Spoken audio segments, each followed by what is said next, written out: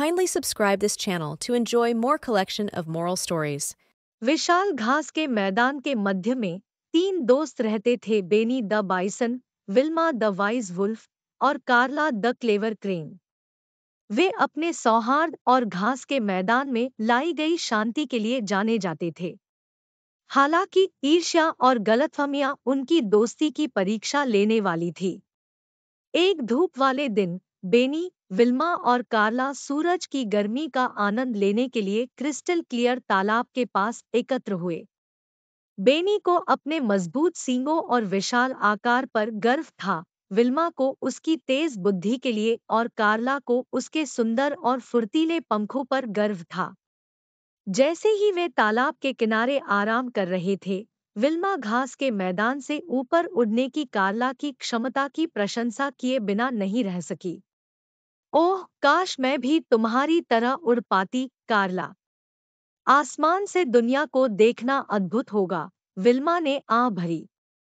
बदले में कार्ला ने बेनी के शक्तिशाली सींगों को देखा और कहा, और मैं अक्सर तुम्हारे सींगों की ताकत और महिमा पाने का सपना देखती हूँ, बेनी। बस उनके द्वारा दिए गए सम्मान की कल्पना करें। बेनी, थोड़ा उपेक्षित महसूस करते हुए, विल्मा और कार्ला की ओर देखते हुए सोचने लगा, काश विल्मा के पास जो बुद्धि और विवेक है, वह मेरे पास भी होता। यह बहुत मूल्यवान लगता है।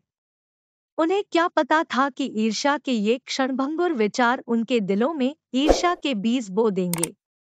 एक दिन जब वे घास के मैदान में टहल रहे थे, उन्हें एक रहस्यमय गुफा दिखी। बुद्धिमान बूढ़ा उल्लू, जो घास के मैदान का संरक्षक था, प्रकट हुआ और बोला, प्यारे दोस्तों, इस जादुई गुफा में आप में से प्रत्येक की एक इच्छा पूरी करने की शक्ति है। बुद्धिमानी से चुनें और आपकी गहरी इच्छाएं पूरी होंगी। जैसे ही बेनी, विल्मा और कार्ला ने उत्सुकता से अपनी इच्छाएं व्यक्त की, हवा में उत्साह भर गया।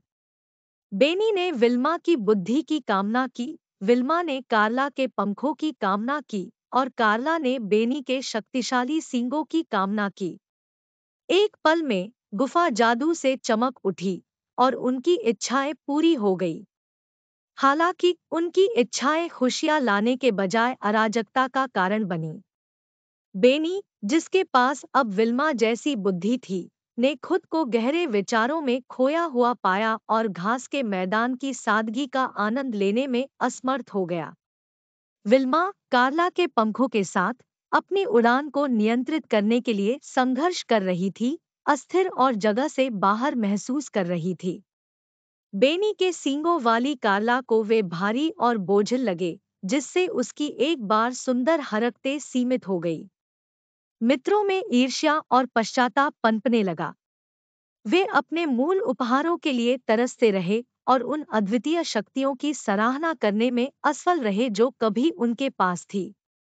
एक शाम, जब घास का मैदान डूबते सूरज के सुनहरे रंग में नहा रहा था, दोस्त क्रिस्टल क्लियर तालाब के पास एकत्र हुए। माहौल तनावपूर्ण था, अंततः अफसोस से भरा हुआ। बुद्धिमान बूढ़े उल्लू ने उनकी उथल-पुथल को महसूस किया और उनके पास आया। प्यारे दोस्तों, घास के मैदान का जादू आपके पास मौजूद उपहारों में नहीं बल्कि आपके द्वारा मिलकर बनाए गए सामंजस्य में निहित है। अपनी अद्वितीय शक्तियों को अपनाएं और अपने बीच की विविधता की सराहना करें, बुद्धिमान बूढ़े उल्लू ने सलाह दी। अपनी इच्छाओं की मूर्खता को महसूस करते हुए, बेनी, विल्मा और कार्ला ने खेद व्यक्त किया और अपना नया ज्ञान साझा किया। जादुई गुफा ने उनकी ईमानदारी को महसूस करते हुए उन्हें अपने मूल स्वरूप में लौटने का दूसरा मौका दिया। अपने दिलों में कृतज्ञता के साथ, बेनी, विल्मा और कार्ला अपने मूल स्वरूप में लौट आए। उन्होंने अपनी व्यक्तिगत शक्तियों की वास्तविक सुंदरता की खोज की और घास के मैदान में लाए गए अद्वितीय उपहारों की सराहना करना सीखा।